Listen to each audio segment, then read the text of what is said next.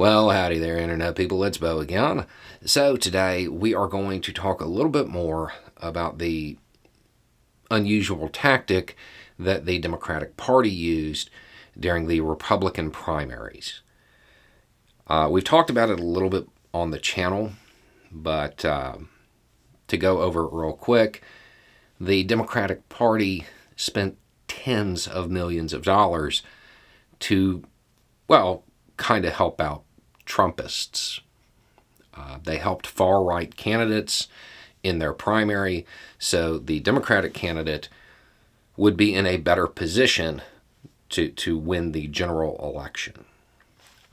That was a tactic that met with a lot of skepticism.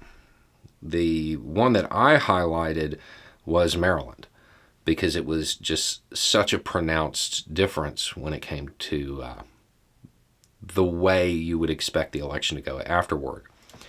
The Democratic Party elevated a man named Cox, and who has been described as, quote, a Q whack job.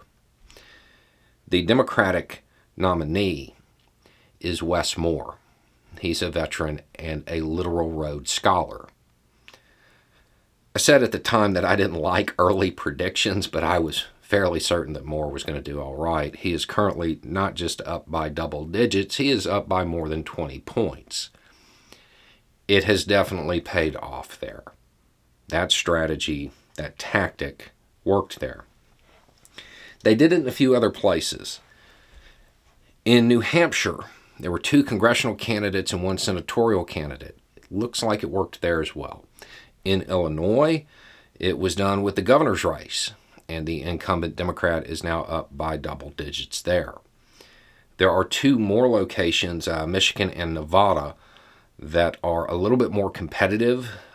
It looks like they have the edge, but they're not as pronounced as the other races. The polling isn't as clear. Now, Republicans are obviously not going to be happy with how this worked out.